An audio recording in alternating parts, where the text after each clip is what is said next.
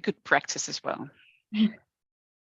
I think it helps a lot, just the letting go and appreciating that it is just back to now, like Nina was mentioning about her cold, but whatever symptoms there are, whatever disturbances, each one is gone. And when there is a little understanding or reflecting on the Dhamma, no thought about the problems of work or the problems of the cold or living alone or anything else, because it's just the truth, the reality now. Yes. Yeah. Thank you. And I will not be in the camera because I have a lot of pain in my hip, so I will be walking while listening. So I'll turn off the camera in a moment. You can turn it on from time to time, just so we know that you're still there. I am. Thank you. Perhaps Ajahn is here now. Are you here now, Ajahn? Radhika. Can you hear me? Yes, we can hear you. Good afternoon, Chandra, and everyone. Hello, everyone. Perhaps we can start. Nina, would you like to start with something today? I can, yes. I have Alan composed a book of my travelogues, and I have a quote here about what Jonathan said in that time, because a monk asked him to summarize the talk, and Jonathan mentioned 4 points. Listen carefully, consider carefully, remember this while going on about one's daily life, and have confidence. He said, as to listening carefully, this means hearing an explanation of the Buddha's teaching, and every opportunity to hear that can be taken when understanding is being developed.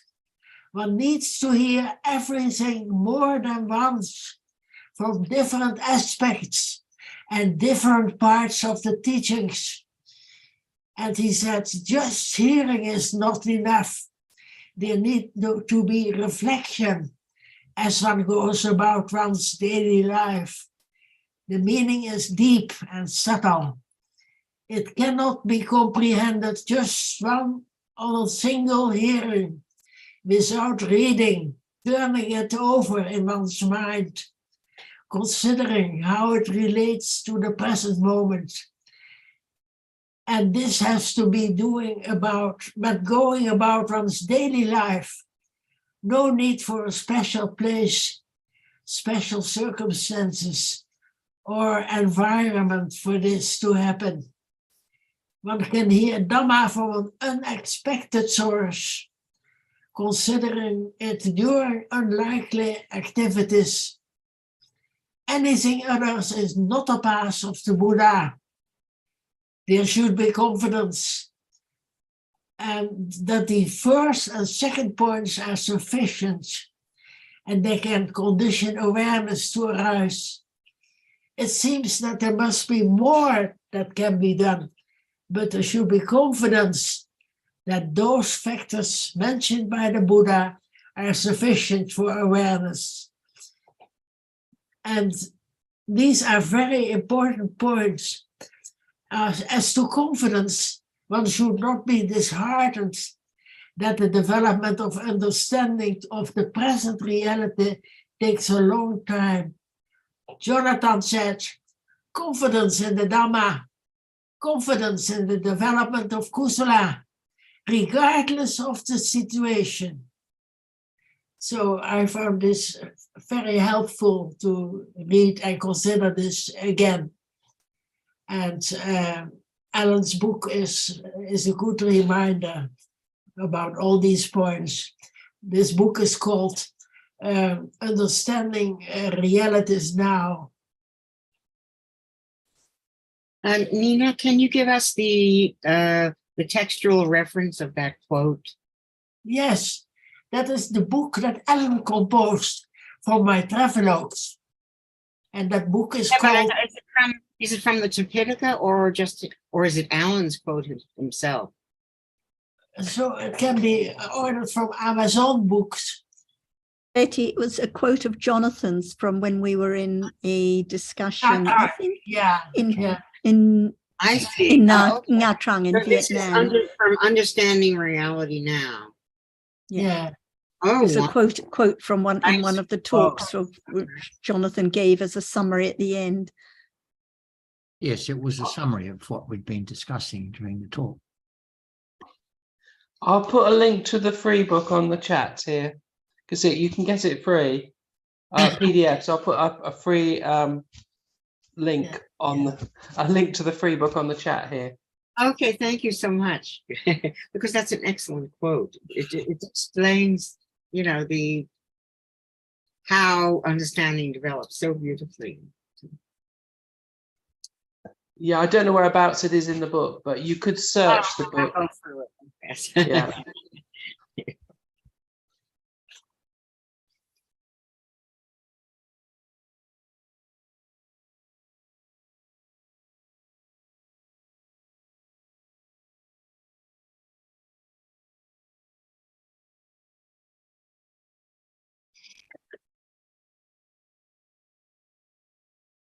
And I think the main point is that when there is not enough understanding and confidence, there's always the idea that something else should be done because of the strong clinging to the idea of self that can do something. So it seems that just listening, considering, letting understanding work its way in daily life, like I was chatting to Carmen about, no matter at work or no matter when at home with a cold or no matter the circumstances. That's all there is. But if there's not enough confidence, there's always the looking for something to be done or a shortcut or a practice that I can follow. But this is not the understanding of the teachings about dhammas, which are conditioned at each moment, now or any time. And even for people who read the suttas, it's easy to get the wrong idea, that there is a way of practice to be followed, to do something like the monks did in the Buddha's time or things like this. But if we consider carefully the words of the Buddha, we appreciate that is not the case, and that the development of the path is a very subtle kind of thing that happens by conditions, not by our doing.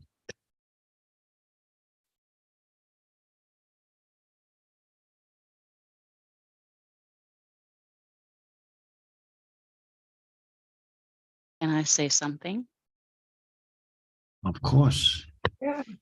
Because I'm reading the book from Nina, the conditionality of life, and it's really, really nice and really nice to do. But I was surprised by one sentence, and it was a quote from the Atta Salini states, and it is in the chapter about the object conditions. And there it says, but how does the mind shift from an object? In one of two ways: by one's wish, there's my question, and the other one by access of a new object. And by one's wish is, of course, interesting, because we're discussing that here all the time. Yeah, so maybe, I don't know if it's a question. It was just, yeah, I was surprised with that, actually. That was a wish. What- You were surprised, I think. Yeah, Yeah. because, you know, the mind can shift by one's wish, while we are here saying all the time, like, their wish, you know, there's an I that wants to do something to achieve something. Yeah, But but it here depends it's on quoted. the chitta. It depends on the chitta. And you can say it in a conventional way, of course. But it all depends on conditions, of course. But how can I see it in a conditional way then, by one's wish? Because of course, I in an ultimate way, because in a conditional way we say it like that. But here it's in the book in Well, I Abhidhamma. don't think it means the same as one can wish whatever to happen. No. Yes. But I think it is true that the mind changes objects by one's inclination, one's wish. Inclination, sorry, I don't know where that word. Predisposition or accumulation or tendencies. Yeah. Yeah. So Okay. I think it's correct that one can intend to do in the conventional sense, and that can have an effect. But when it comes to the development of understanding, it doesn't mean that one can, by intention, develop understanding, for example. Yeah. But the intention can be there, let's say it like The this. intention can be there. For example, just as a conventional example, if I wish to have a drink of water, then that can have a certain effect on actions. Whether I am successful in achieving that or not is another question. But the wish to do something has consequences, doesn't it?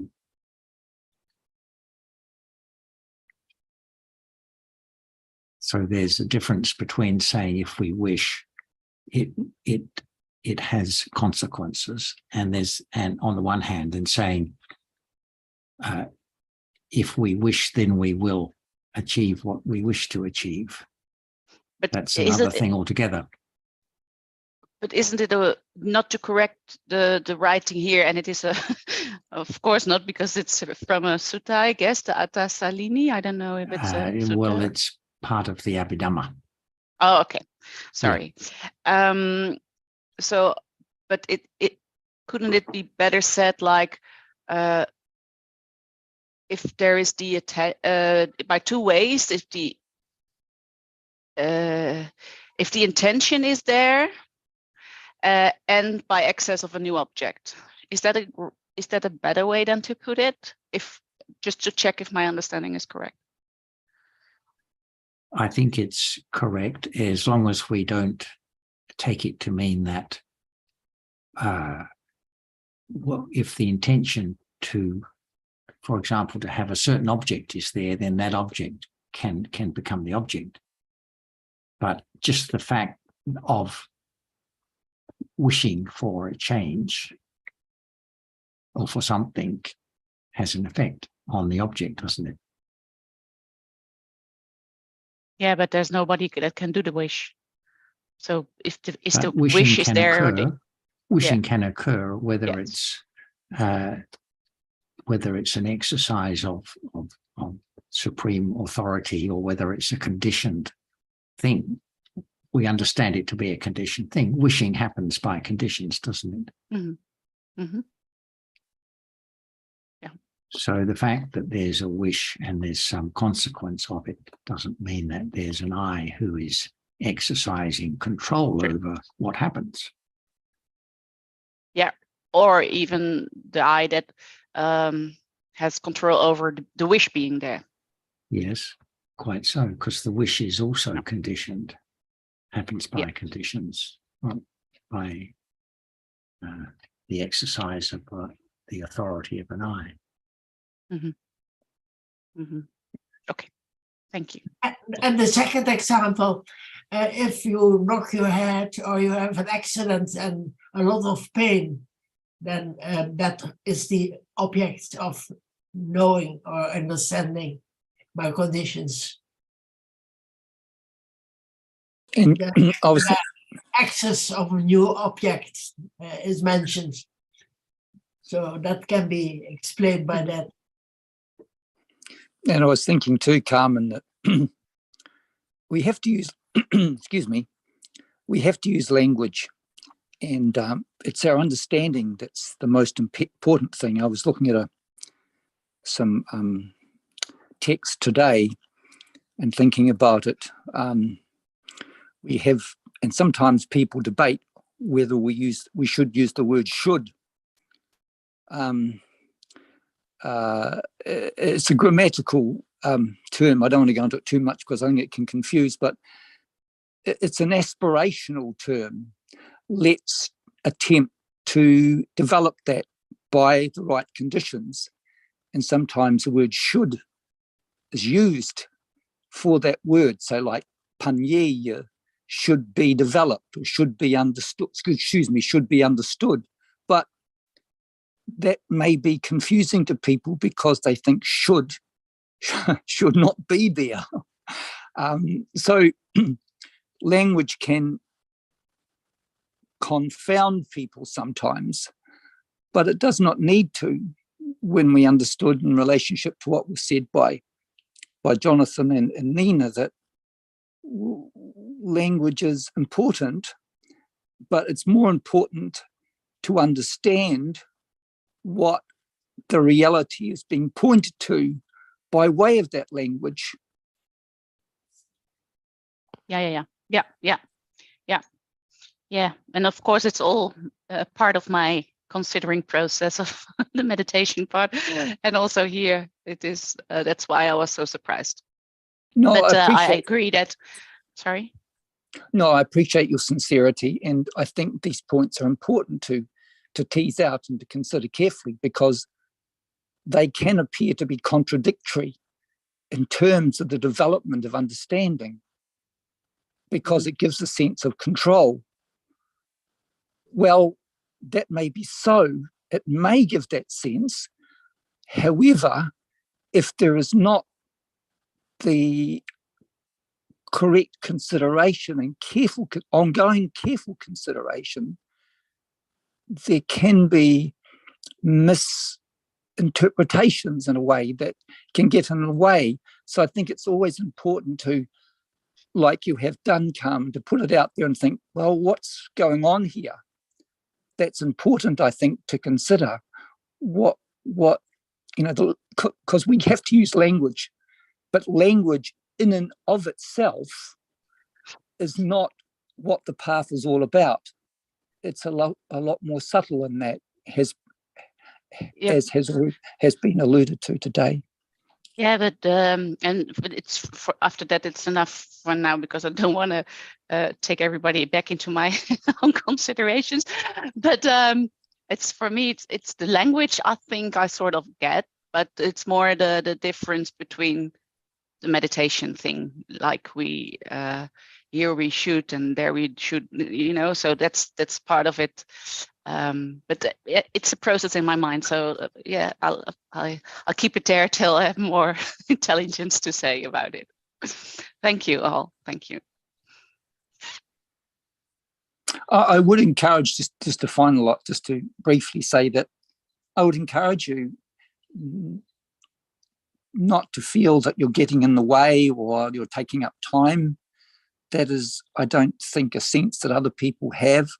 I'm sure the others who listen to you can identify, at least in some part, where the issues are in some degree for you. So I don't think it's ever a problem to bring up these issues, because the more we can share our perhaps perceptions of the Dhamma, that can be really helpful for others too. I don't think that you're purely alone in these matters, because I think to a lesser or greater degree they affect everybody, and you, because of your accumulations and tendencies, express it in such and such a way. Others will express it in other ways, and they're all important, I think, to consider and to respect ultimately.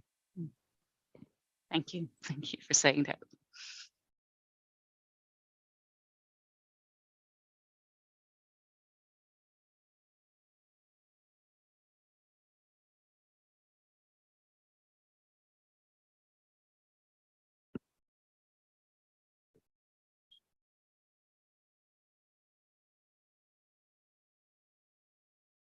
Carmen, at each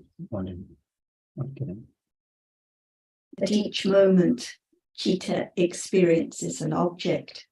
So each chitta, no matter it's kusala, akusala, vipaka or kiriya chitta, it arises by many different conditions. So at a moment of seeing or hearing, the chitta experiences, cognizes its object. And this is the truth of that chitta. And in this case, it's conditioned by past karma.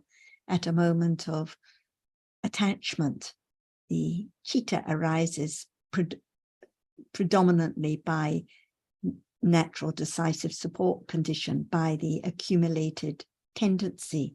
And it is that accumulated tendency that conditions that chitta with attachment to cling to a particular object. At another moment with understanding, it is the accumulated tendency that conditions that chitta, like now perhaps, to understand the object that is considered carefully, or the reality which is directly understood. So chitta is never in the control of any self. Each chitta arises by conditions. And I think this is the confidence that Jonathan was referring to in the quote that Nina gave, when there is the confidence and appreciation that whatever reality arises, it has to be by conditions. And this includes chitta. And the aramana pachya, the object condition, just refers to the aramana, the object that is the object of chitta at that moment, at a moment of seeing.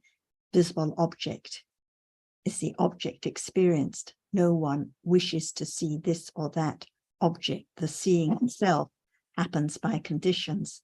And the same with thinking now. A moment ago, no one had any idea what they would be thinking about, because the thinking is accumulated and experiences whatever the object is at this moment, no matter a reality or a concept. So whatever we read or hear about has to be read with the understanding and confidence that there's no one there. It's just referring to chitta and accompanying cetasikas, which experience a particular object. And the thinking about an object depends on sanya.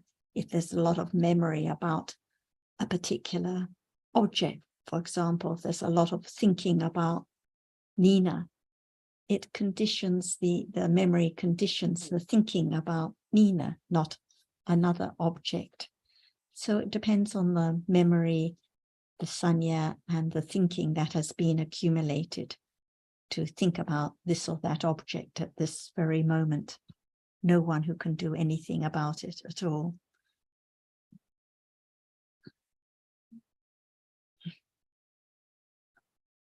Thank you.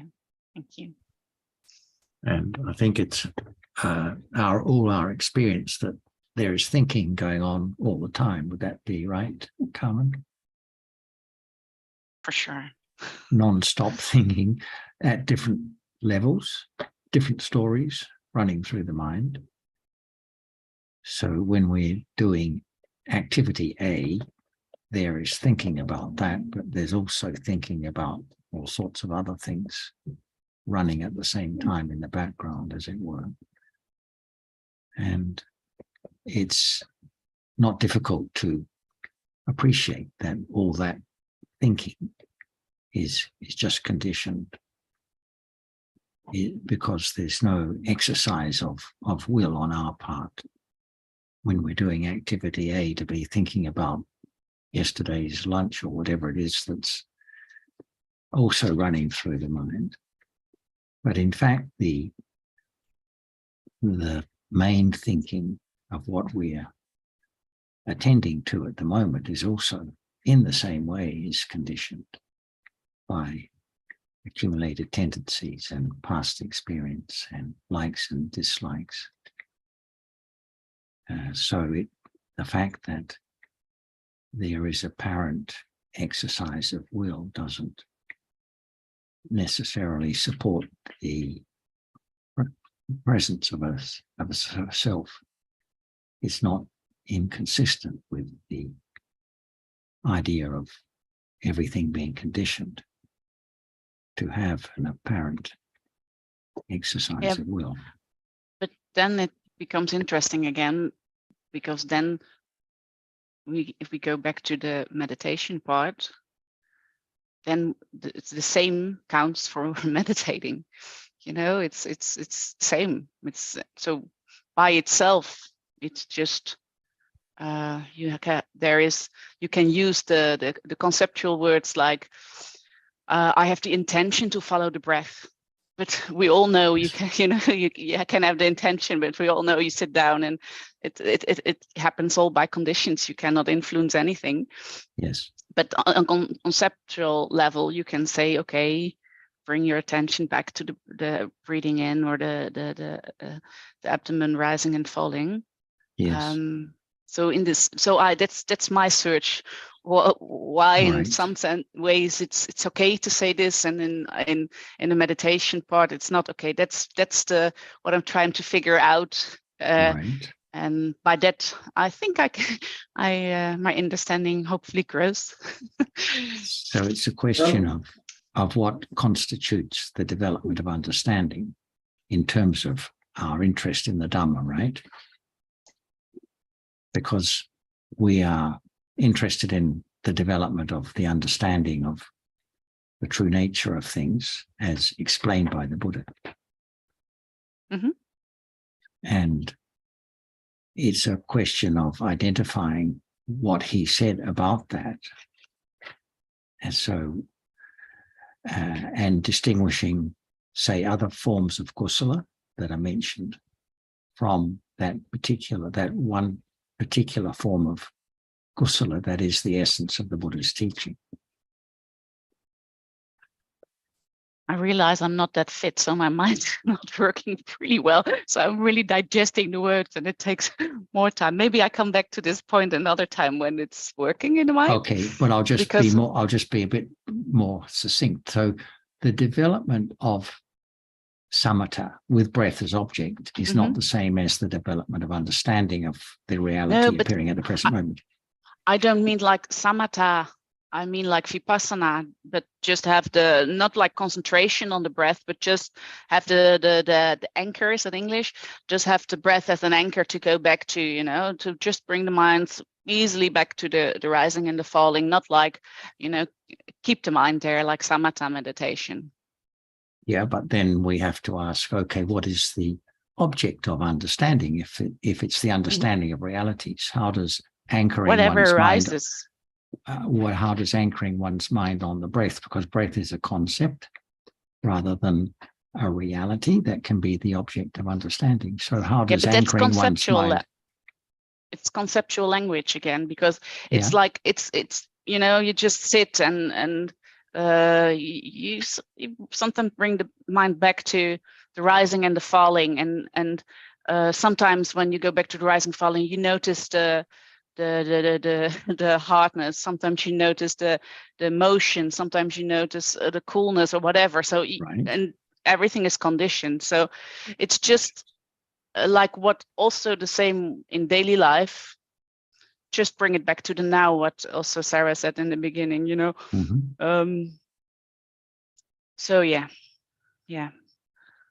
So if it's an awareness of what is appearing at the present moment, it doesn't matter what the situation is. We're clear on that the situation true. is the understanding of realities is independent of a situation. True. Right. Yeah. So if one has the meditation, correct if one has the correct appreciation of what that means, then no problem. Okay. Carmen, can I ask you one thing? Yeah. How does the idea of bringing one's attention back to the breath agree with the understanding that understands whatever appears now? But that's the same. That's the same, but how does the mind shift from an object? By one's wish.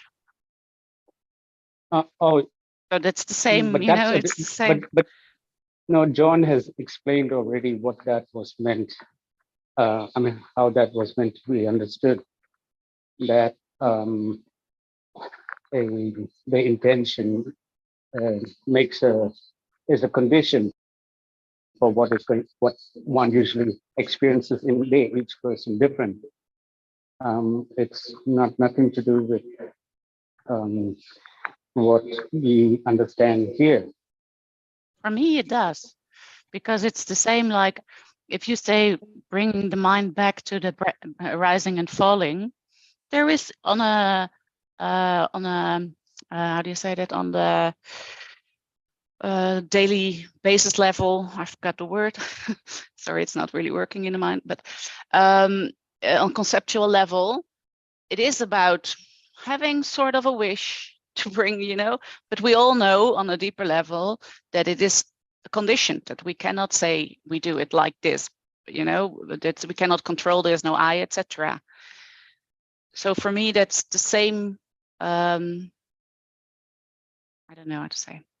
Pardon me. I think Achan should comment in common point. Achan, will you say anything?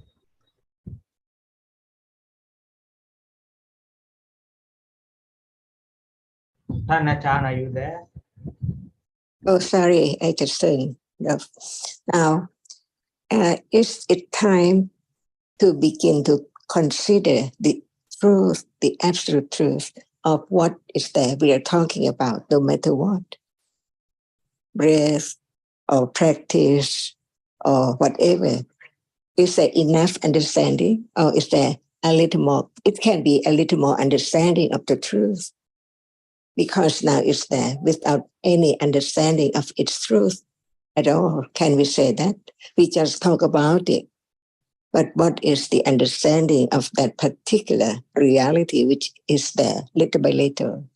So I think that we can begin with any word to understand whether it's the understanding enough or not yet, or it can be more to be studied more and more to understand it better and clearer. Because when it's not the direct understanding of what is there as it is, it's not clear understanding. We just talk about that, which is there very short and then gone. So any word, we can talk about the truth when it's there, or when even now, anything to understand when it's there later. So please, what word? Just one word at a time, to realize how much understanding of the truth of that reality or that word. Practice or breath or understanding.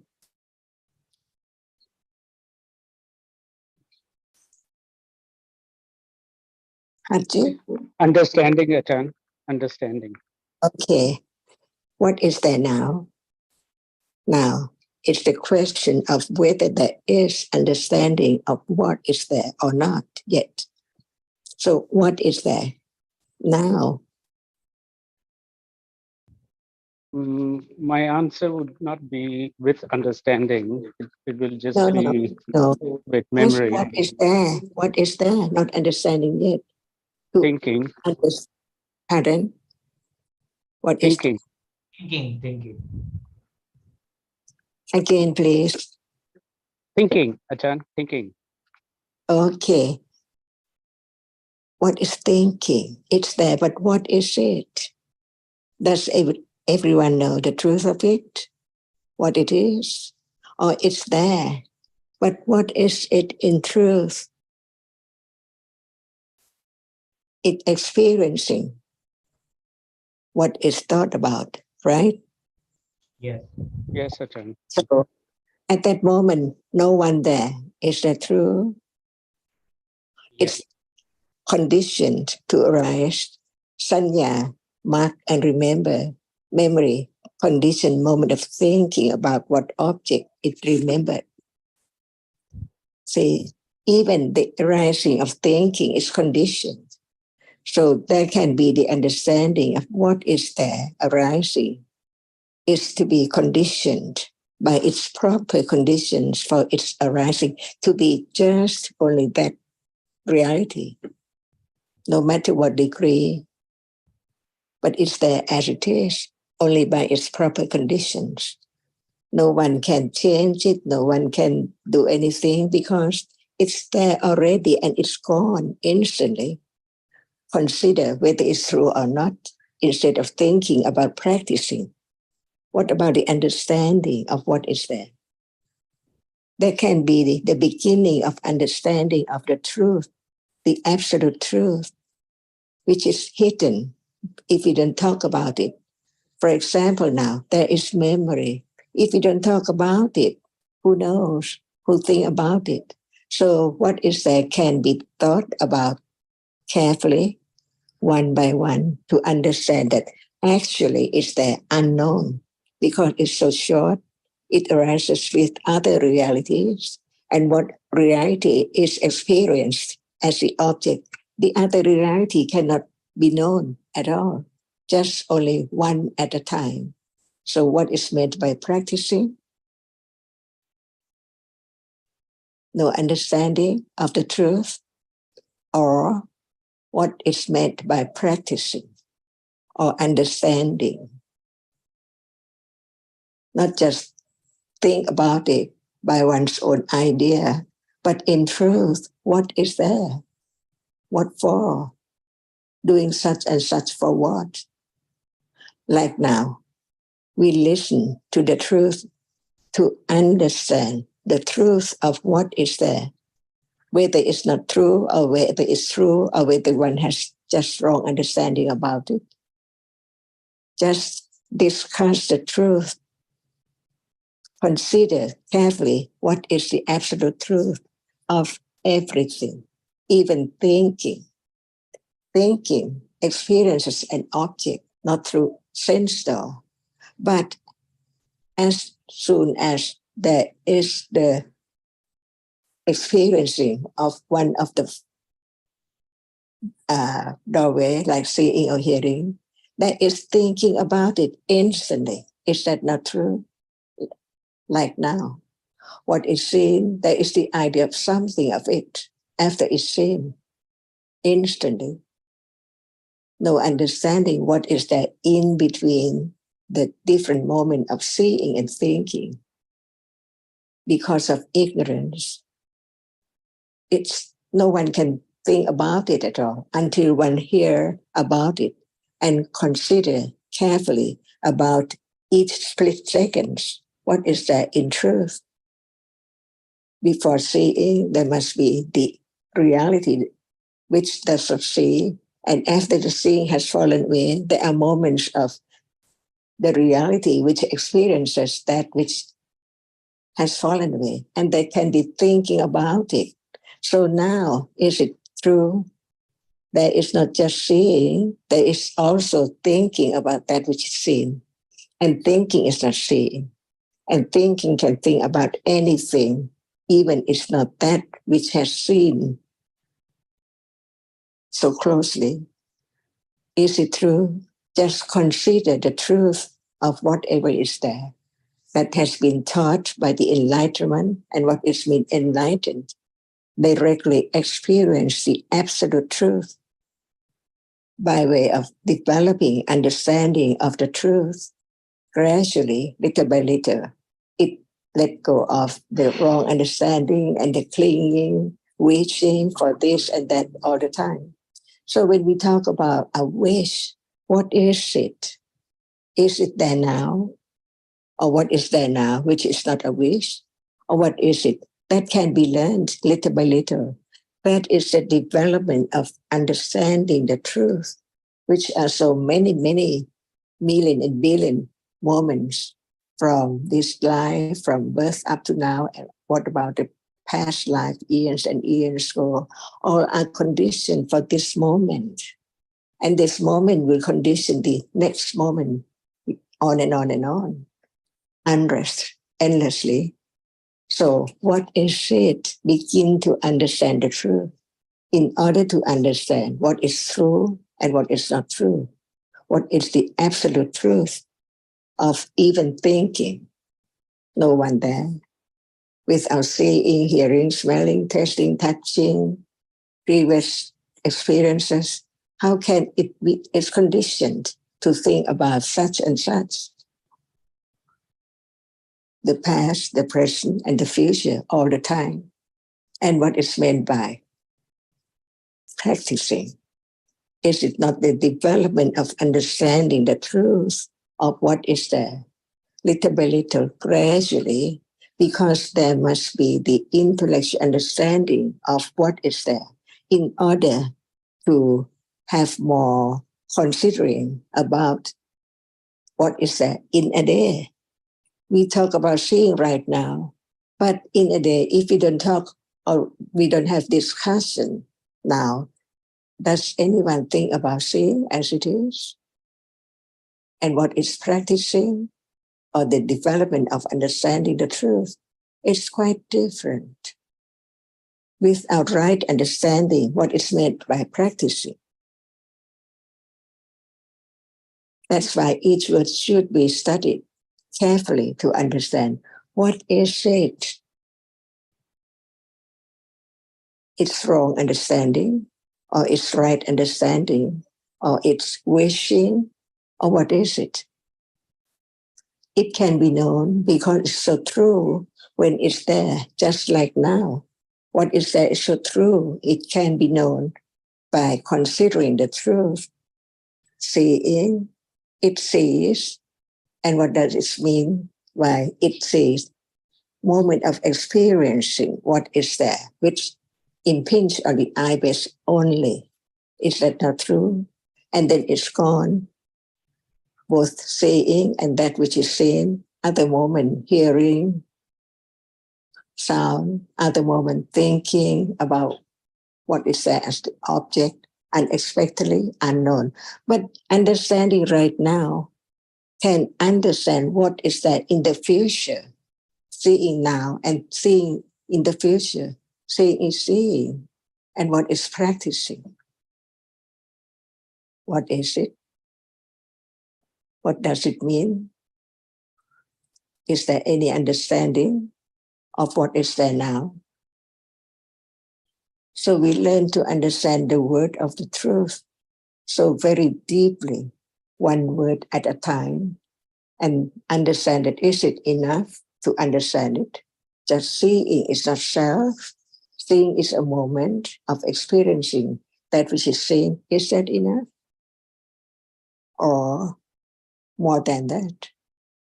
The conditions for its arising, it's not there so long. Just one moment of seeing, and moments before seeing, and moments after seeing, which do not see at all. Only one moment of seeing. But what is seen now, who can know that it's as short as just one moment to moment, until it appears as the nimitta of a reality which sees. Is that true or not true? And what is meant by bhavana in Pali, the development of understanding. Without intellectual understanding so firm, how can there be conditioned moment of even thinking about it when we don't talk about it? But what has been heard, what has been carefully thought about, considered about, condition the moment of begin to understand. Even it's not clear yet, but even it's the idea, but it's there to not forget. What is there is so real, so short, and then it's gone. No one there at all.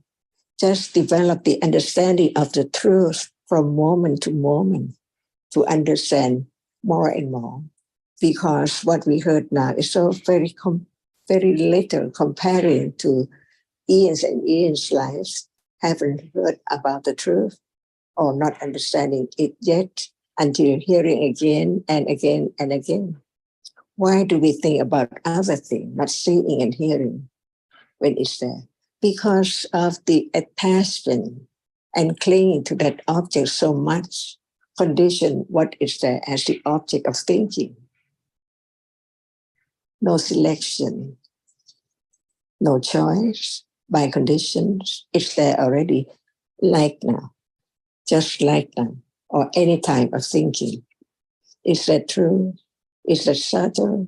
Does it take time from hearing to consider it, to have firm confidence of the truth, to begin to even just think about the truth gradually from time to time in daily life? Because what is there in life so true when it's there by conditions? And when there's more understanding of the truth of it as it's conditioned already, why try to know it, to know something far away from that which appears right then, right now, thinking about other things, developing, practicing, for what?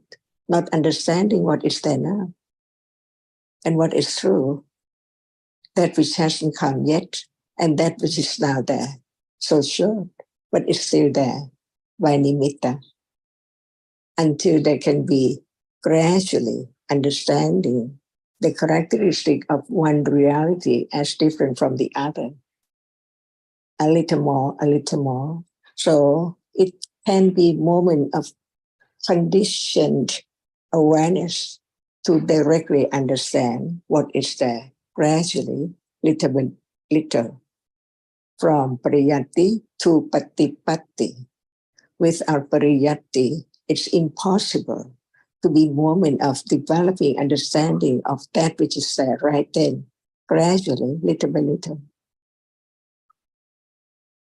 So there can be the moment of understand each word, which represents a reality, which is so very deep, because now, whatever appearing now arises and falls away unknowingly, but it can be known when it's there, appearing just one reality at a time in the beginning, to appear clearer, to panya, to understand it better and clearer.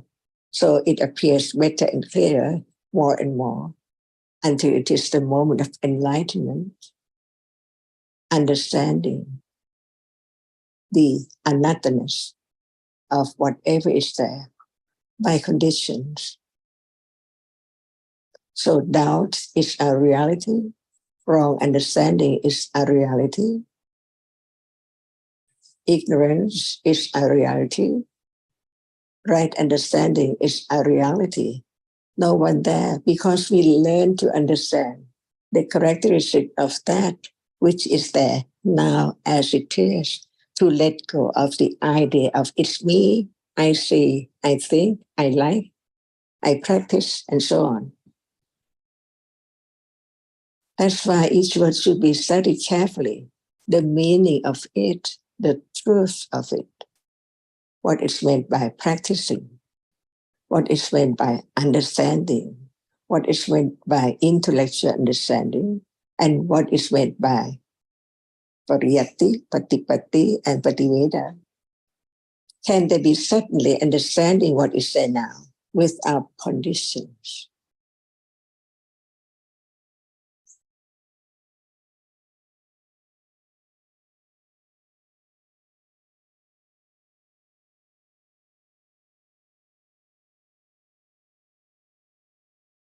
Is there anything to think about more of any word represent a reality? Wishing, what is it?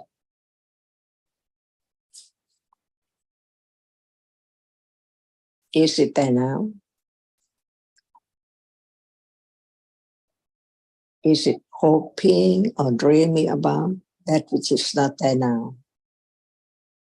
And never be there by wishing.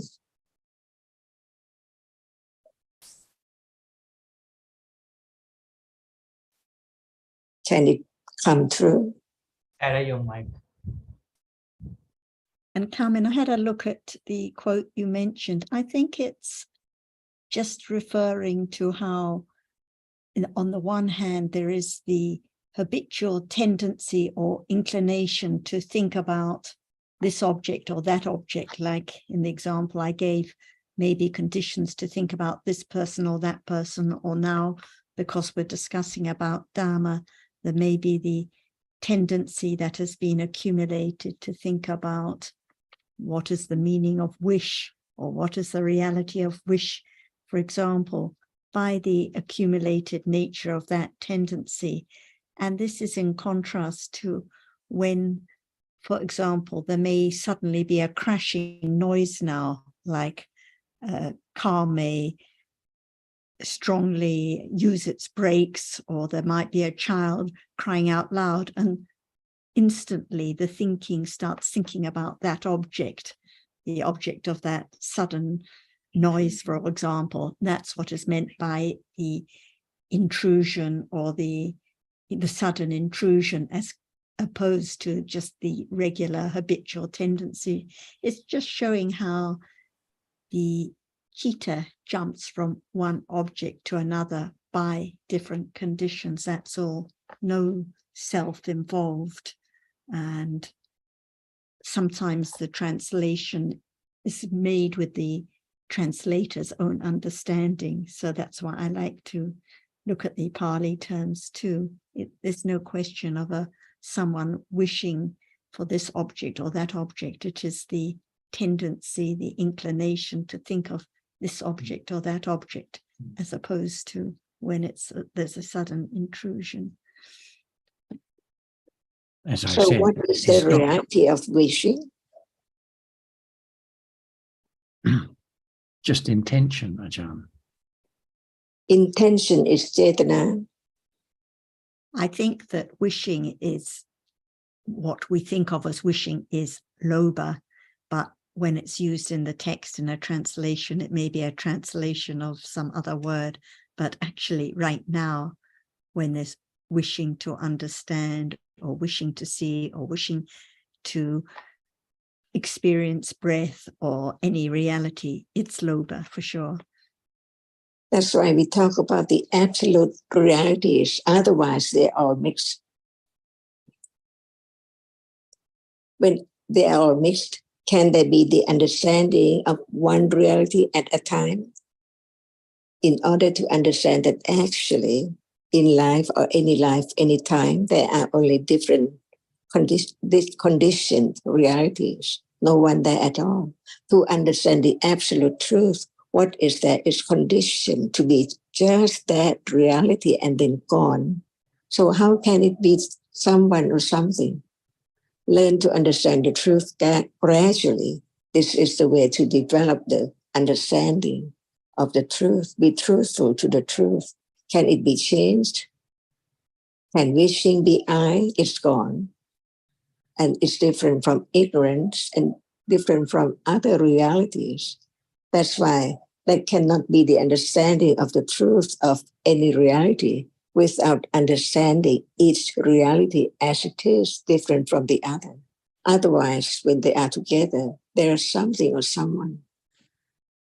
No one can stop wishing by wishing either, because it's just more lobha, that's conditioned. So if there are conditions for wishing now, that's how it is. Just a Dhamma that arises and falls away.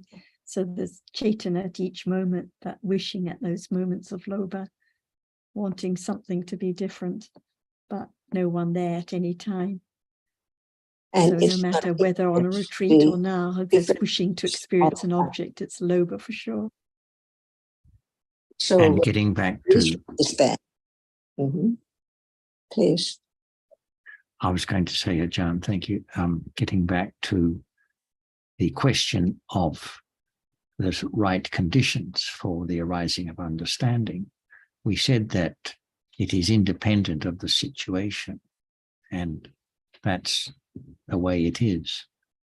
So regardless of whether one is here or there doing this or that, whether they are what we think of as being appropriate conditions for developing understanding, understanding can develop if the foundation for its development is there. That is the correct grasp of the teachings as explained by the Buddha.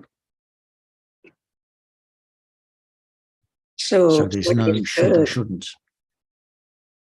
Can be studied carefully whether it's true or not.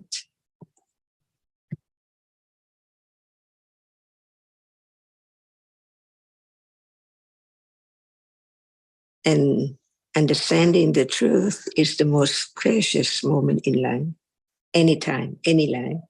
Understanding the truth, that actually wishing is wishing, ignorance is ignorance. So many different realities arising together, and one can be known at a time, as it is, little by little. So there can be question about any word, any term, to understand the truth of it. Otherwise, without considering, questioning, how can there be more understanding of what is true and what is not true? And what is wrong and what is right?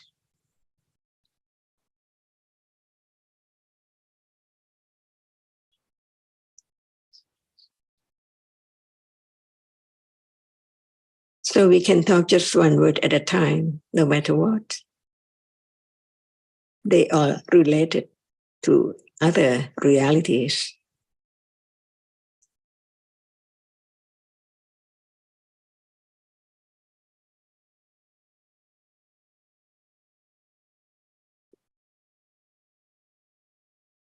And I think when it comes to the development of understanding, the wishing to experience a particular object, especially when there is the idea that that will be useful to experience a particular object, is the real hindrance to the development of understanding, because it's not understood that it's loba, and what is the wrong way is taken for the right way.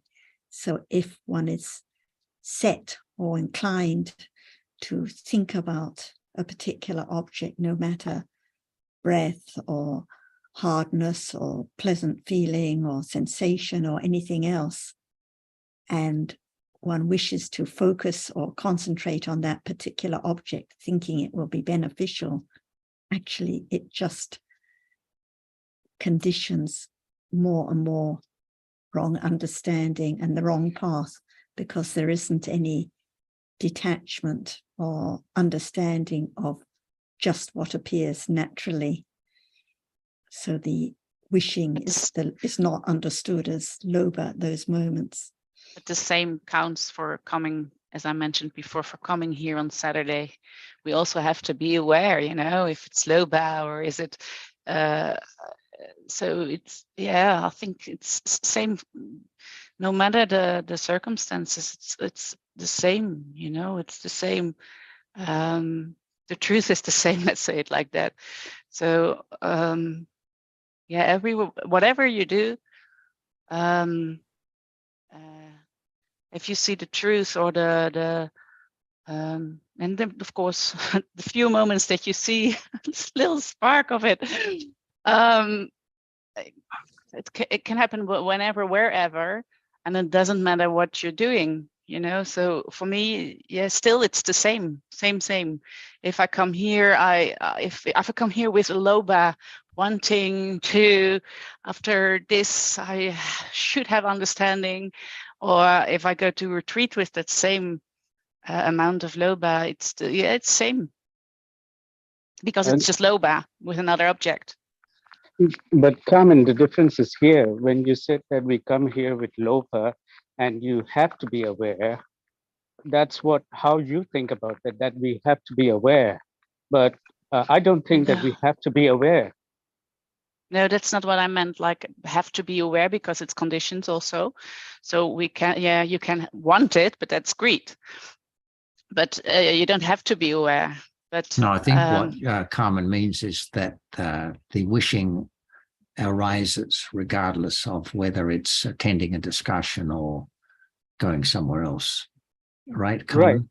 Right, Yeah. it does. That I understand that it does. But the conclusion that we have to be aware is something that is actually opposed to that the wishing arises by conditions. True, When you yeah, say true. that, yeah. Yeah, that was not mindfully choosing words, because yeah, for sure, you cannot have to or should. That what's Sundara also was talking about, because then it's then there is an I that should do something to achieve something. So I agree on that one. Yeah. But Yes. there's the risk of intention or wishing for awareness. That's what you're saying, isn't there? Regardless of whether one's coming to this discussion or doing something else, there's always the chance that the wrong view will arise. That is the wish to have awareness or more awareness, or something like that. And as long That's as we are not correct. an arahant, it will be That's there, correct, you know. because so, as long as the tendency is there, there will be Yeah. conditions for it to manifest in different situations. So with different objects, yeah. no one is saying that people who attend discussions don't have wrong view. Whether you come here or doing other daily life activity, or now or go to your foundation and listen Dhamma, always there's kilesa, lobha, dosa, moha. It doesn't matter, right? It's coming. If I go to bar or pub and all that, or come to the discussion in foundation, I will have more chance of understanding, and it's more kusala, and actually that's wrong. It's not, it's uncontrollable.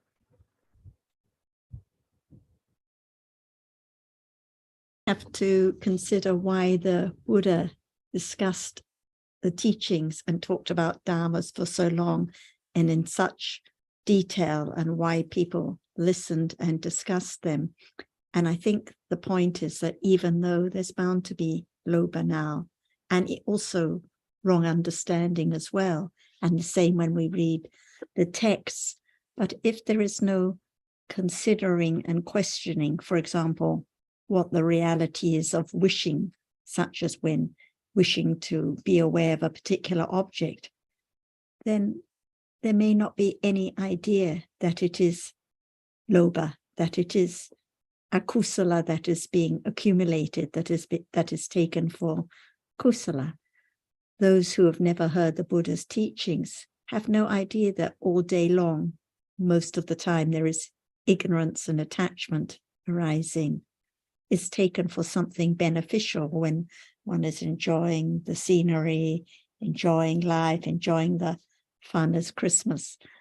No one appreciates what is wholesome and what is unwholesome, what is clinging and what is detachment, what is understanding. So the point of discussing and considering is to reflect a little more in order to understand a little more about what is the truth at this moment, and how a lot of what we take in a day for being wholesome is actually clinging and ignorance, and often wrong understanding as well. Don't get me wrong, I'm really grateful to be here. So don't get me wrong in that way. But We're glad to have you as well. But it's good to, if you don't raise these points and if they're not discussed and considered, then one will continue to have those same doubts and those same questions. And but I still have. Yes. So, but even that, the doubt is just a reality that arises with ignorance and then falls away. The next moment of seeing, no doubt. Moment of hearing, no doubt. Moment of thinking wisely about the dhammas, no doubt. So it's just a dhamma that arises and is gone. So the point of considering and discussing is to appreciate more and more that there are just these different dhammas, each one anatta. And by considering more about one by one, as Ajahn stressed, there is less confusion, less taking what arises now for a situation, such as a discussion or a retreat or a meal or this. Yeah, but I'm considering whether it's doubt or whether it's, I'm not sure if it's doubt. I'm not sure if it's doubt. It's different combinations, different conditions. I don't know. Maybe it's doubt, but I don't know. I mean, it does not matter. I mean, it's not there, so it can't be understood. And I think that's what Achan was pointing at when she was talking about wishing. We can talk about wishing as if we have some understanding, but really, is there any understanding of wishing? What is wishing? So the conclusion is whether we are meditating or not, we are meditators or not, we all have to listen and listen very carefully.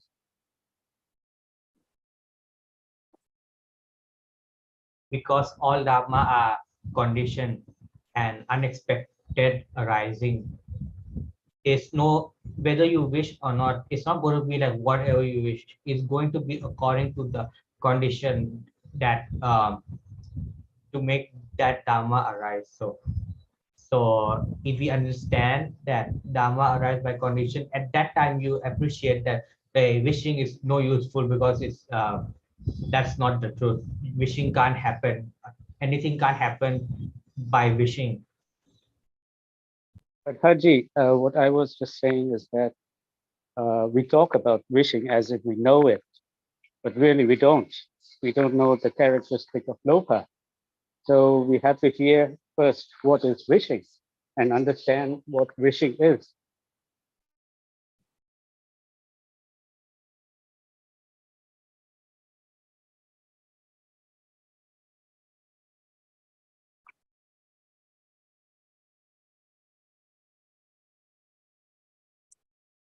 Is there doubt now about seeing?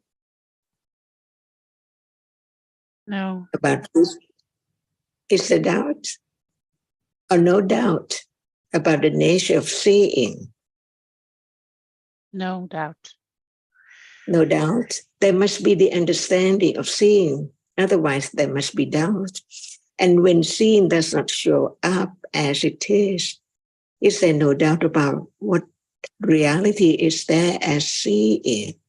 We just learn about it experiencing an object, thinking, experiences, attachment, experiences in different manners, different characteristics. So as long as seeing does not appear clearly as no one, is there doubt in mind? Or just remember the word, seeing is not me, it's not anyone, it sees. But what is it now, which is not that which is seen? Can there be any practice to know that? Or learn to understand the truth that is so very subtle, very deep? We heard about it, it experiences an object. If there is no reality which arises to experience an object, there cannot be anything appearing at all. So what is the nature of that which is not self? But it arises and experiences the object in different manners, different ways, different characteristics. For example, right understanding is quite different from wrong understanding. And what is right understanding and what is the wrong understanding? Is there any doubt? And how can doubt be eradicated absolutely, ultimately, never to arise again? Not just by hearing about it, but doubt about when it appears as it is. Only one reality. And that experiences an object, not that which like or dislike, or feel or remember at all. Each one is different. And learning about it is not the moment when it shows up to panya as it is, appear well, so clear, stage by stage. Right now, is that any moment reality appears as it is. For example, right now, what is seen, does what that is seen appear well or as it is? Not at all. As soon as it experience is something all the time.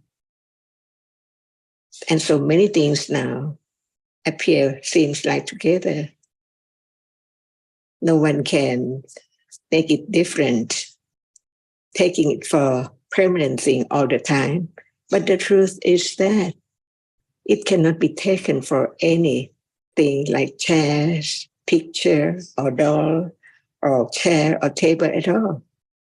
What is right understanding and what is wrong understanding? Otherwise, we follow the idea of self, try to do this and that. But is there any understanding of what is there?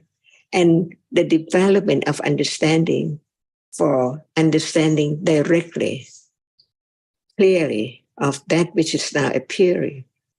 Otherwise, there cannot be pariyatti and patipatti and pativeda. So imagine understanding how much is there now. Is it directly now understanding that which appears? For example, very simple, hardness now. Is it object of right understanding? Or it only hardness as before? And what is right understanding of that which is there? Developing understanding to understand it as no one and no thing, no finger, no toe, no ears at all. Is it true? What is true? If there's no reality arising at all, how can there be things around? But in truth, one reality cannot be anything like we take it as people and thing at all. Just one reality. And it can be known any time when right understanding develops little by little to the degree that the object appears well. That's why the patipatti begins to be aware of one object at a time by conditions, not by thinking about trying to concentrate on this and that. No understanding of the truth, no letting go of that which is taken for I am doing something, wishing, and so on. That's why only right understanding of what is there as it is, little by little, firmer and firmer, to condition moment of understanding little by little of an object, so that object begins to appear well, but not as well as when it develops to the high degree. Until vipassana jnana, different stages, see, not only one stage. This is the way to understand what is there, covered up, unknown, from eons and eons, until just the right words about the truth can be understood little by little. That is so true, but it's not known as it is yet. That's why right understand correctly what is ignorance and what is attachment and what is right understanding. So the development of right understanding without hearing and considering the truth of what is there, little by little, how can there be a moment of direct understanding of that which is heard about as it's just a reality, not anything at all? So be truthful to the truth. That is far away because panya is not strong enough to let go wishing to have such and such by different ways, not by understanding the truth of what is there now, little by little. So we can talk about any reality because Buddha thought about each one so much enough to understand it as it is.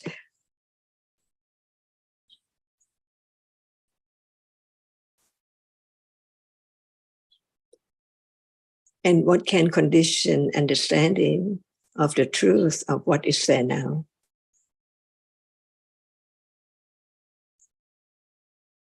Hearing right word, hearing Dhamma, that of Buddha teaching. Buddha word.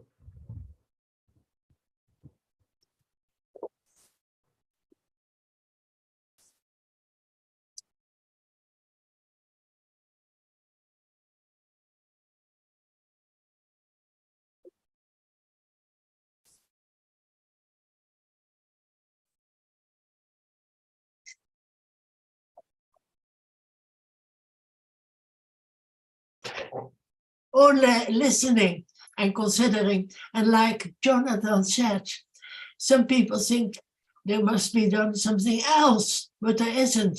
Only that.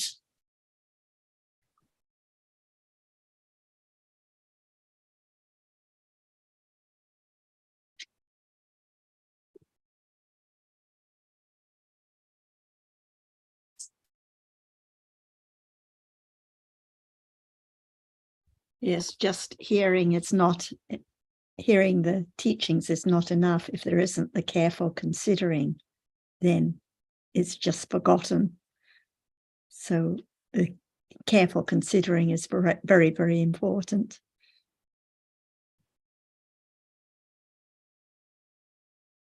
But also to associate with wise, good friends, a wise, good teacher. There's a lot out there that can lead people astray, misinformation. Please excuse me, Haji, go on. No, it's okay. You go on.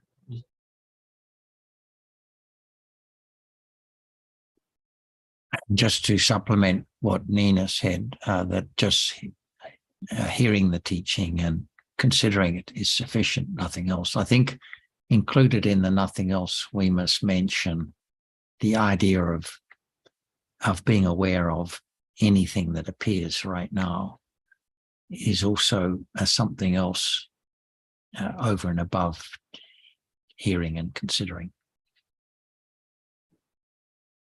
And that subtle idea can be there, whether one is attending a discussion or going to a retreat or whatever.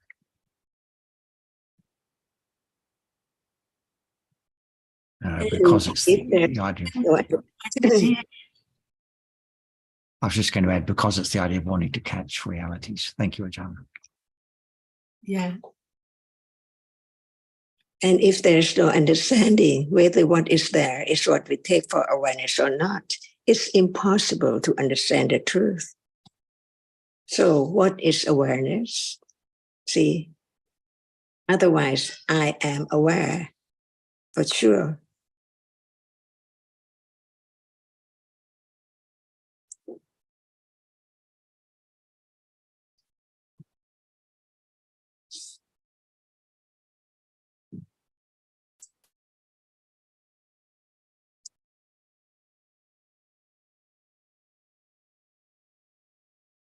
Great And understanding begins to understand more and more about the truth of what is there from moment to moment at level of intellectual understanding. And then when it's firm enough, who knows the moment when it conditioned the awareness with understanding directly of what is there as it is now. By conditions, that's the way to understand anothernness. No one, no thing. All are conditioned realities. Is that true? Just begin to developing the understanding of the truth, what is true and what is not true.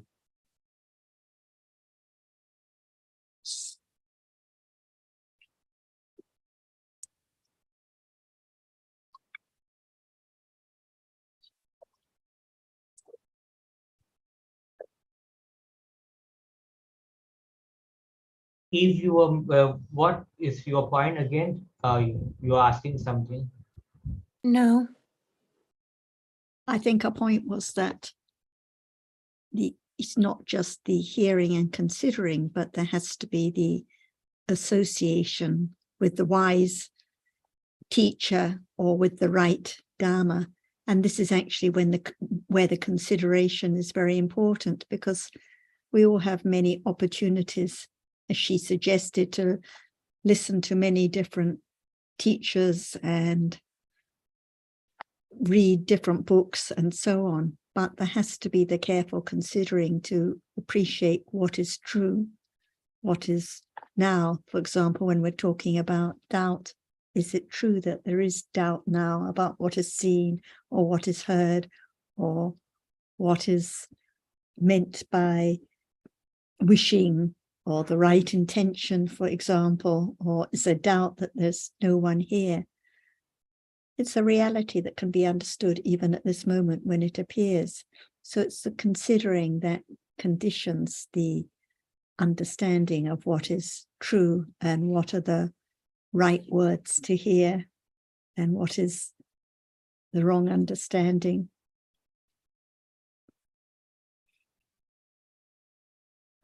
Intellectual understanding, Dhamma, it have to be the right consideration. Otherwise, it will be like other subjects. Know this theory and all that, physics, chemistry, biology, but no understanding. And Dhamma as well. If there's no understanding, it's just like those subjects only. No point. So the consideration is always with panya. So it's the Chintamaya panya, not just the Suttamaya panya, but there has to be the careful consideration with panya about what has been heard. And this is meant by the wise consideration, because it is this wise consideration that conditions the direct understanding of the realities that we've heard and considered so much and in such detail, like seeing now. By considering and hearing and reflecting wisely, there can be understanding of the reality of seeing now.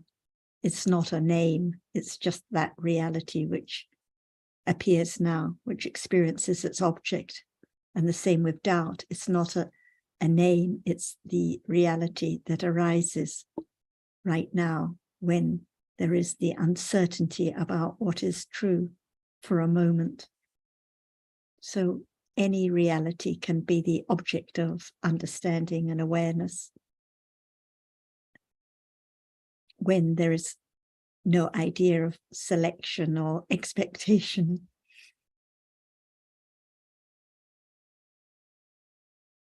So Sarah, I'm just thinking, this Sutta Maya Pandya must be understanding the meaning of what is heard, understanding correctly. This is also Pandya. And Chinta Maya Pandya, right consideration, can only arise if this Sutta Maya Pandya has arisen. So as it seems, this is what happens to most people.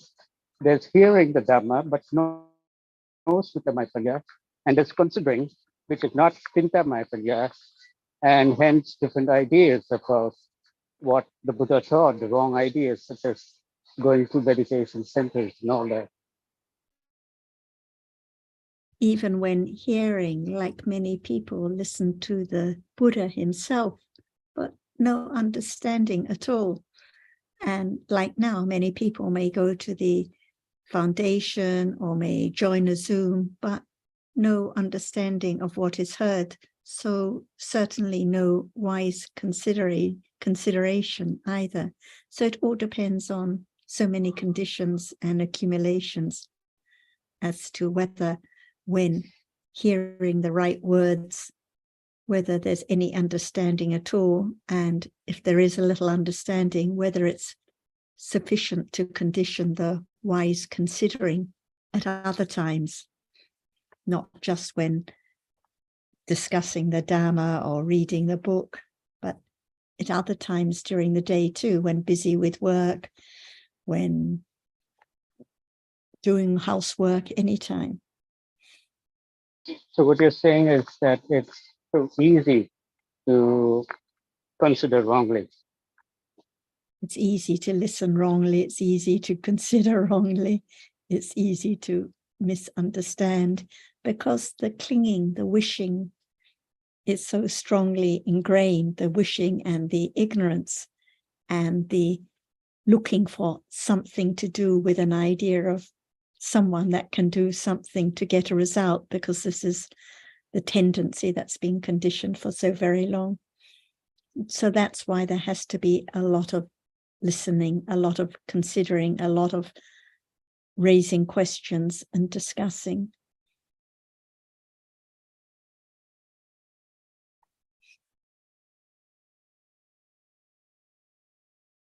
I'm thinking about what it is to consider, and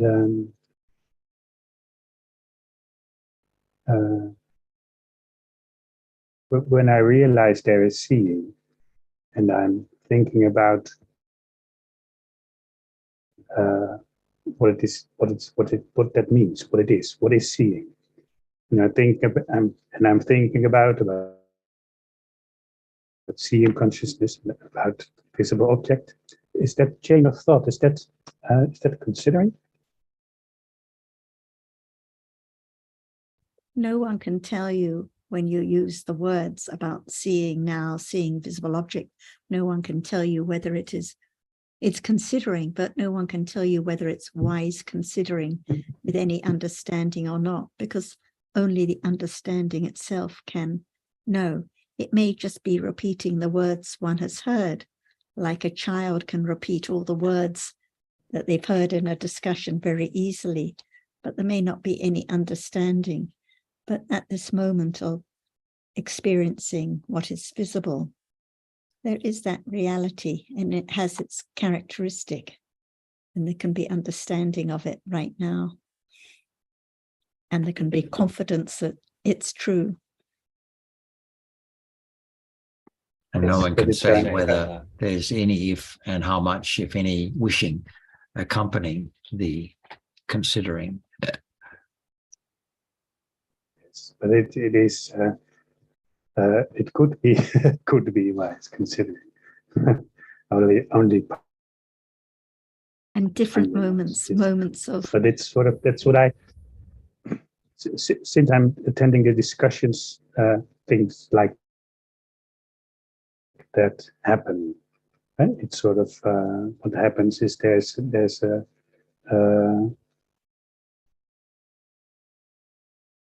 sort of an interest in what is going on. So it's not.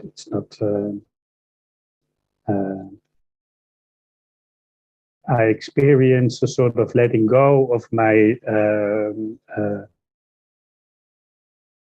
convictions, and I experience a sort of interest in what is going on, sort of something like that. That seems like it's, and whether it's wise or not. Well, in the end, it doesn't actually matter whether it's wise considering or not. It's conditioned and it's arising, and yes. So, as Sarah said, understanding will know in due course. But this is the tendency of thinking that we mentioned earlier. So that usually there may be the tendency to think about the problems in the day or oneself or how one's going to enjoy one's Christmas. But one can see at this time there's the tendency to reflect on dhammas or on the truth, and which is so much more precious. Beginning to reflect wisely, beginning to understand more about the truth that actually there's no one there. There are just these different dhammas which are rising and falling away. But of course, there's lots of lobha in between. It must be like that. But Panya can begin to understand the difference between the nature of seeing, what is seen, and the lobha that follows. It always have to be like this because it's all have been in the past life, that wrong view, daily life, occur in daily life and everything, and it has to be like this only. So still, like, we listen to Dhamma, but if next day or next moment, it's all again self, because it already happened before. And if you still have that tendency, it's usually, it's me that it has to be that way only. It doesn't matter how long. But Haji, I think what Sarah is pointing at is that even when there's any understanding during discussions, before and after, it's very likely that it's attachment and sometimes, of course, wrong understanding because it's been conditioned so much compared to the wrong understanding. Right understanding is so little. Yeah, yes, that's true. That's true. I mean, but I said because this is how Dhamma go for how many eon pass like daily life. We are all just Puthujana and we still have wrong will, and it always occurs in daily life. So, and it has to be this way because we still have all these kilesa until it's eradicated.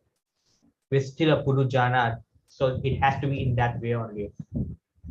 Yes, I agree, Hajit. And the main point is to appreciate their not my tendencies or my akusala or my loba in the day. They're just different dharmas arising and falling away by their conditions, not belonging to you or anyone else. So even if there is strong wishing now or strong doubt, it's just a dharma that falls away instantly. So it helps so much to begin to appreciate that they are just dharmas, not my bad tendency or this or that. When you say they're just dhammas, do you mean that there's no substance to it? It's just arising and passing away?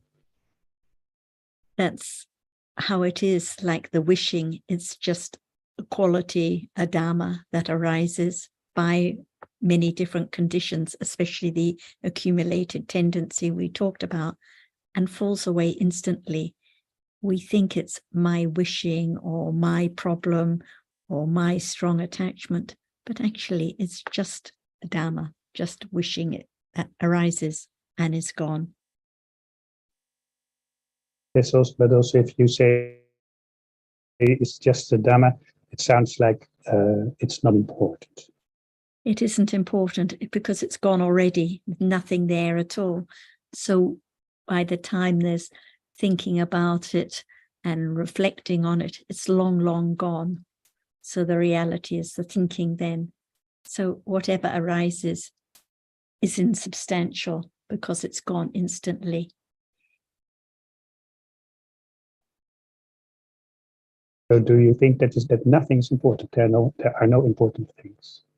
In the deepest sense, whatever arises is conditioned and unsatisfactory and gone, so not important. We can say the development of path and development of panya is very important, but in the deepest sense, even the great panya is impermanent, unsatisfactory, and not a refuge of any kind.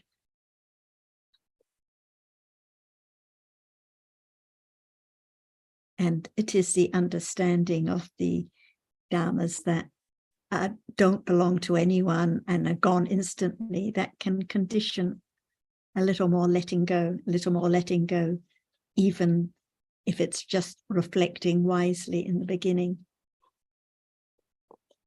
Because the clinging to oneself is so strong, so just a little wise reflection that they are just different dharmas, each one gone and of no substance is really important to understand, important condition for understanding to develop. And it's now the doubt that was half an hour ago, long ago, the seeing a moment ago, gone, the understanding that arose, gone, nothing to be clung to, nothing to be taken as important. The experiences this morning, all gone. Last year, last lifetime, all gone. So Mark, not important means the same thing as letting go.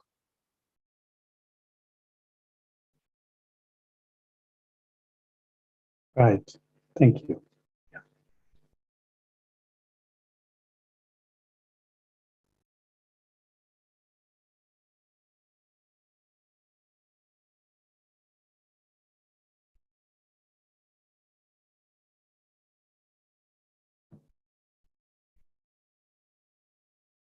And Lee, I see you have your video on. Is there anything you would like to bring up today? Yes, thank you, Sarah, and hello, everyone.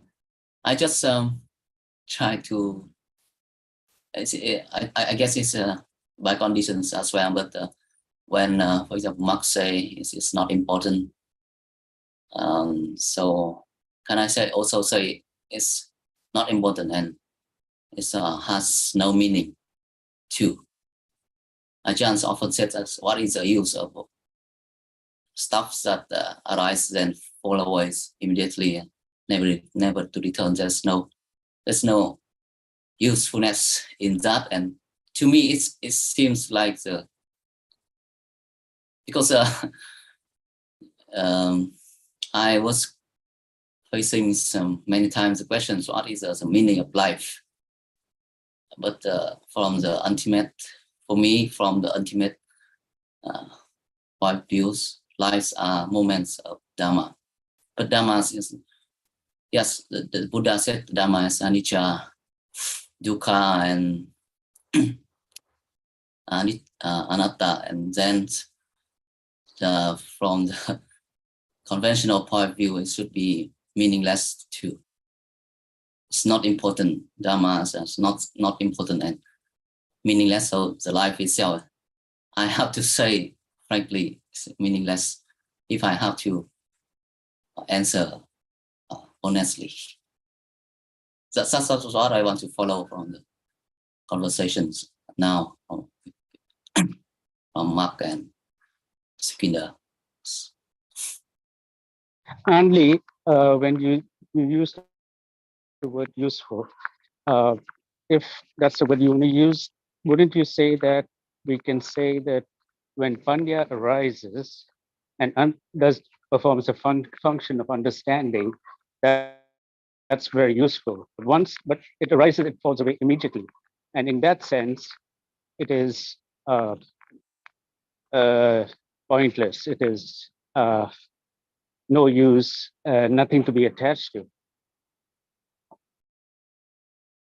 Yes, I think not, if I could just interpose briefly, not worth clinging to is possibly the best way of explaining it, because everything can have some usefulness or importance, but nothing is worth clinging to. Yes, and so is there any suggestions on how to answer to the question from friends? What are the meanings of life? I think the first question to ask them is, what is life? I think the first question is, what is life? Because do they have any idea of what life is now? And also the question itself, for meaning of life often is taken to mean purpose. So what is the purpose of life doesn't have to have a purpose in that sense. So therefore I agree with Sarah's suggestion that it's better to find out what they understand by life. Yes. So and so in addition to the previous descriptions, so I sometimes said to some of them that Dhamma is also, they have no purpose, they have functions, and the function, when the Dhammas arise, they perform their functions. It's by their own characteristic, and there's no purpose, any purpose besides those conditions, functions.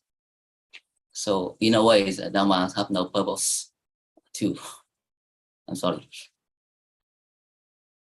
Like now, is seeing life, and does seeing have a purpose or a function? So you can ask them, what is the function of seeing now? And then it's gone.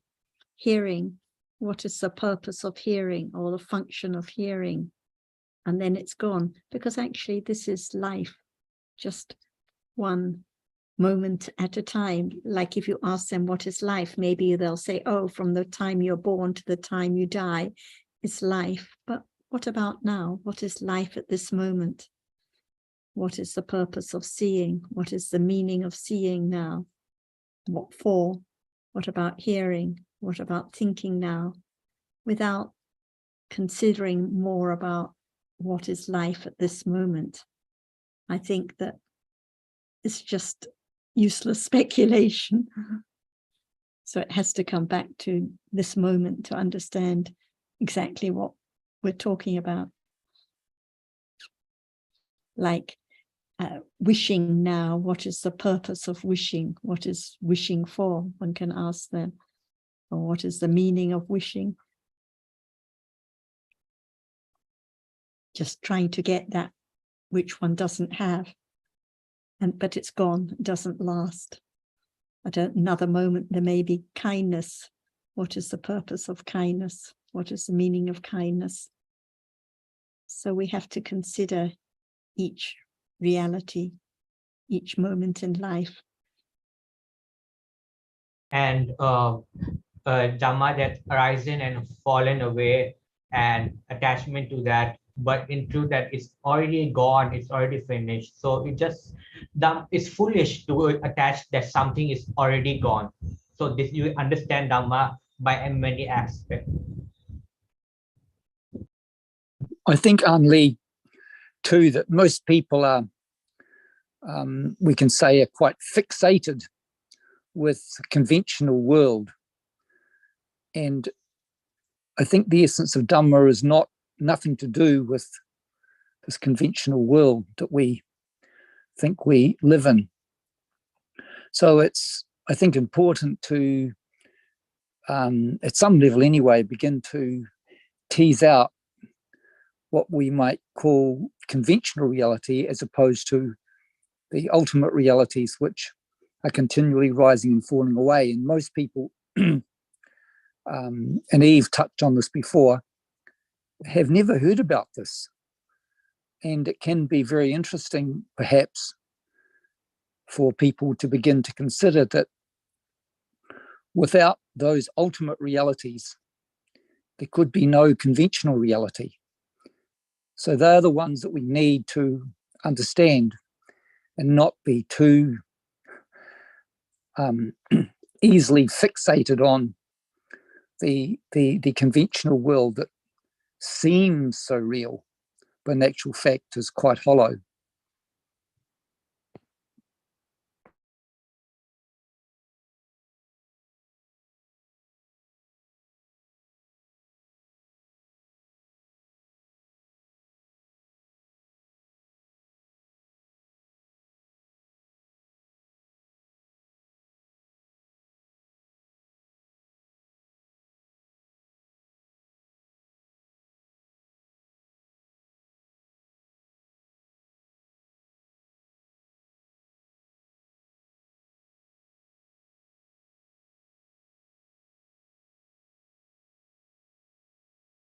So sometimes actually I want to explain to people that in the conventional life is just a story that made up from the ultimate reality. And so looking at the outside, people need stories about life, and it's the same on the other hand. The inside, they also need a story. So they need a self. Self is also another stories. But Andy, you do understand that if there were no realities, there wouldn't be such stories. Yes. So actually, Yes. all stories arise because there are. All the stories are from because Yes, there are realities that are arising and falling away. So that's the next things to discuss. First, that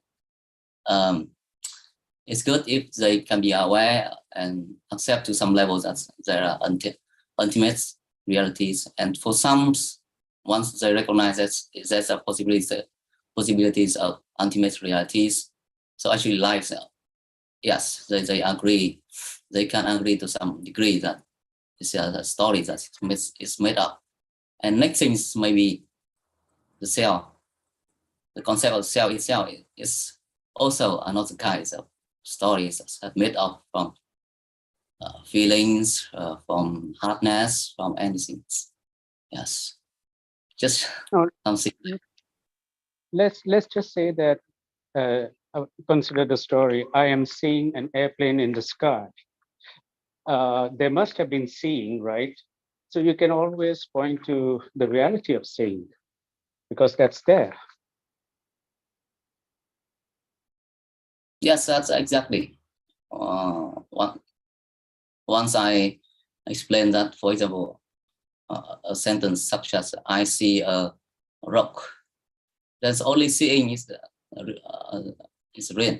I and the rocks are stories only appears to thinking. They're not real.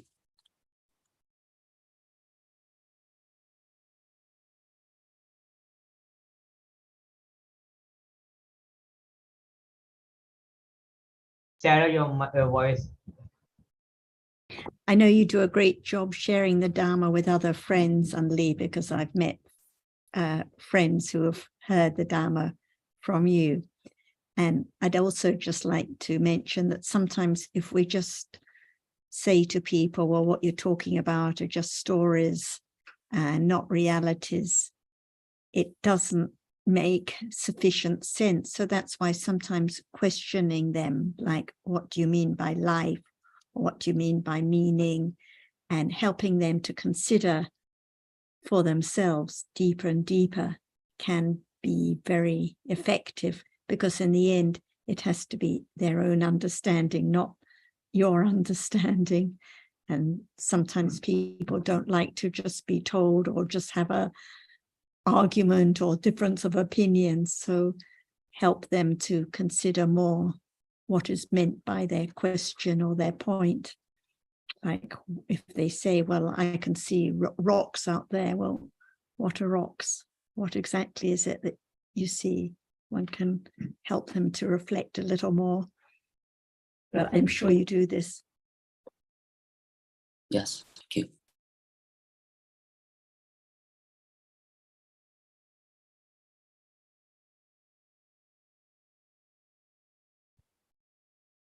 And also in the situation of I am seeing a rock,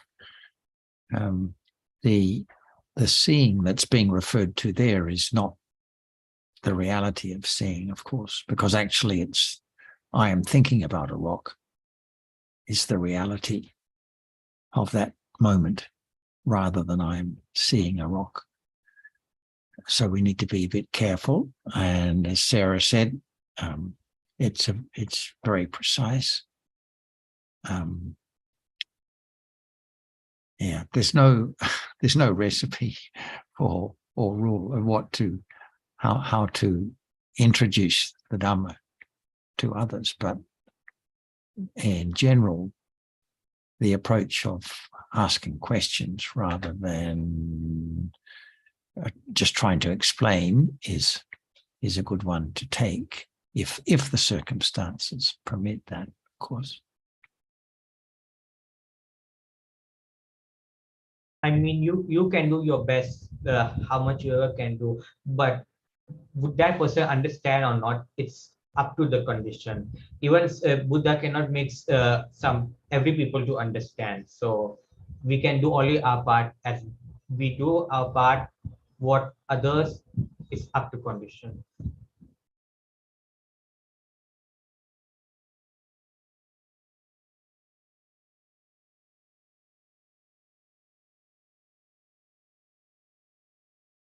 But I think we need to also understand that sometimes not saying is better than saying something, because if saying something at the wrong time to the wrong person and it makes that person really put off, then it would have been just a waste.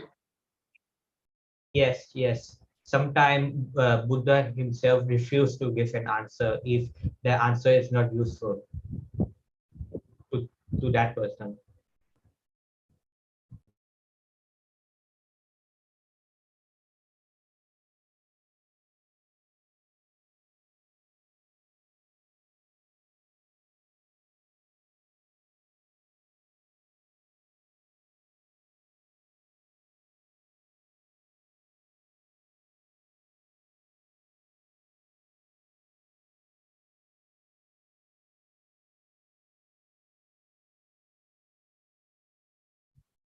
there isn't much time left. Perhaps John would like to add a little more before we finish.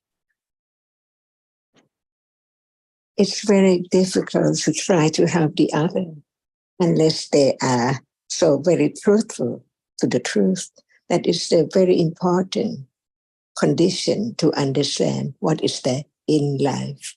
Because one just lives without seeing the truth of understanding what is there. They just live. It doesn't matter at all to know the truth of this and that, just live for them. But for those who would like to understand what is there in life, what is the truth of life, and begin to understand that there is a person who realized the truth, the absolute truth of whatever is there. Is it worthwhile to listen and to think about rather than just live? Just live, and sometimes pleasant and sometimes unpleasant. Nothing to be done at all because it's there by conditions. And not understanding the truth can be condition more unpleasant feeling in life, more dukkha, be so very sorry about this and that situation, on and on and on. But when there is an understanding of the absolute truth, nothing can hurt that person at all. For example, when someone dies, relatives and friends have sorrow, sad, very sad. But what is the truth? That person was born again. After the moment of death, it's birth. That's why, cry for what? See, many, many things happen unpleasantly and sometimes pleasant, but it's not forever, just for a very short time. And can there be moment of understanding the truth and have less unpleasant moments? Because nobody like to feel sad, nobody like to have unpleasant moment, but it's there by condition, more or less by understanding. That's why depending on that person to know that from birth to death, no understanding of the way life is, birth and death, on and on and on, and no understanding whether it ends or it has to begin again and again, on and on at all. That's why I think for those who would like to understand the truth of what is meant by the conditions for such and such different events or happenings, can begin to understand the truth of what is there is by conditions. And in truth, actually, there's no one, no permanent thing at all. So it depends on those who would like to understand the absolute truth, the ultimate truth, but not by going somewhere and try to do something impossible. That's why begin to be truthful to the truth from the very beginning. It depends on what is the subject of considering. For example, now, what shall we talk about? This or that, or life. Who knows what life is? But I think that it's boring for some people who do not have interest at all to understand the truth. Only that who have interest in understanding the truth of birth and death, of what is there by conditions, no choice at all. But they don't have any idea of the truth. They think that someone caused it to happen, to be such and such event, not by conditions at all. So we have wrong understanding and ignorance about the truth and live on. Ends and ends, on and on and on, and more and more and more. In darkness, not understand the truth, while there can be moment of beginning to understand the truth of what is there, little by little. So everyone learns a lot about different knowledge. But what about the knowledge of what is there as it is to understand the truth? That's why I begin to understand that what is the most precious in life is not just to live, but to understand the truth of what is there as it is.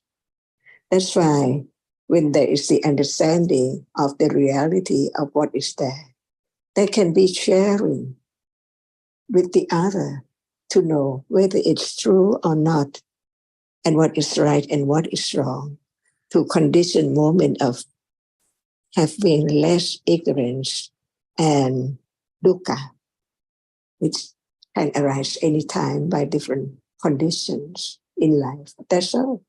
That's why we come here and talk about what is there, to have confidence, to be truthful to the truth. From the first word, no one see. What does it mean? No one. It's I who see. It's I who like. It's I who think. So why is no one? It's me. But to listen to the truth. Can seeing last? Can it be your? And when it does not arise, where are you? And so on. That's why learn to understand the truth. To have just understanding that no one can make anything arise at all. So the confidence of the truth is that begin to understand the truth as is true. That's all. No I is a true. And when there's more thought about it, consider carefully, there can be a little more confident of actually in truth. There is no I. Nothing to be done.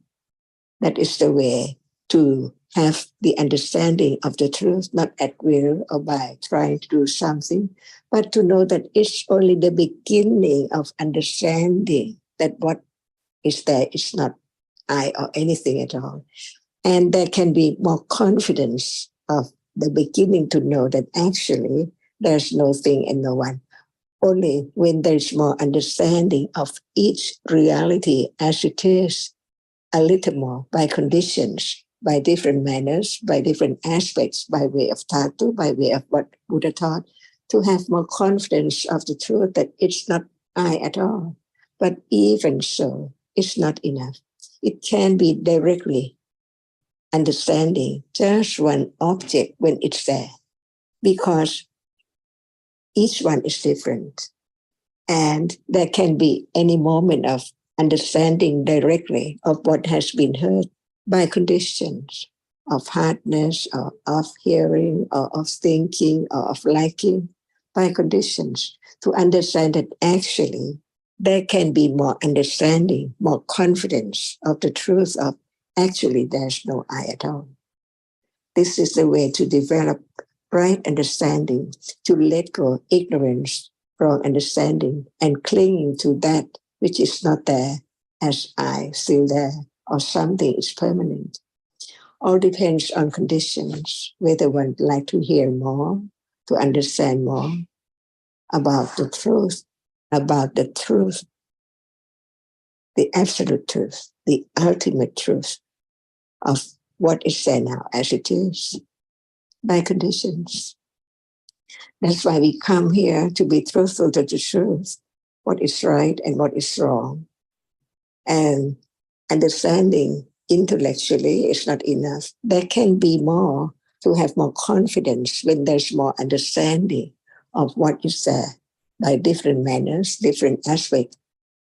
Little by little, gradually condition the development of understanding the truth until it can condition the higher understanding at level of direct understanding, pariyati, patipati, and pativeda, and understand each word clearer.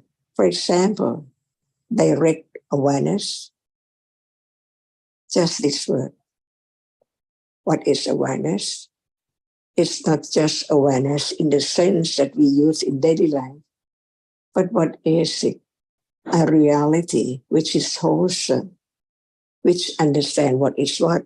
So it can arise to be aware of that which has heard before as it's there, as it is, little by little, one by one, gradually understanding it clearer and understand what is meant by clearer, just the first moment of being aware, or the beginning stage of awareness, patipati, it's not as clear as it's more conditioned to understand a little more, a little more, a little more. See, so even just the word awareness, what is its characteristic and how can it develop with right understanding develop to the degree that it can be aware clearer, directly and more direct until the moment when it's there, arising and falling away by way of nimitta. So there are many, many things to be learned to understand the truth, depending on the accumulation of seeing the benefit, the precious understanding of the truth that can be known because it's there.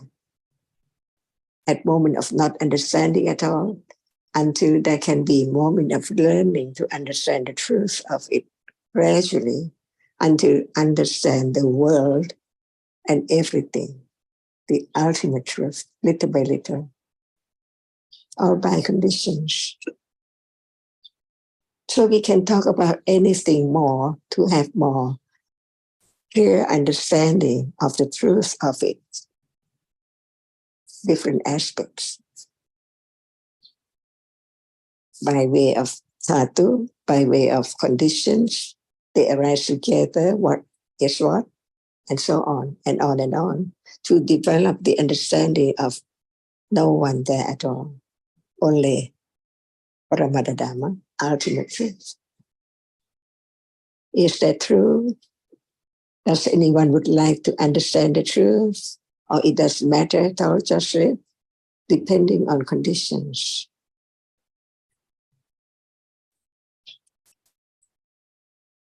So the time is up.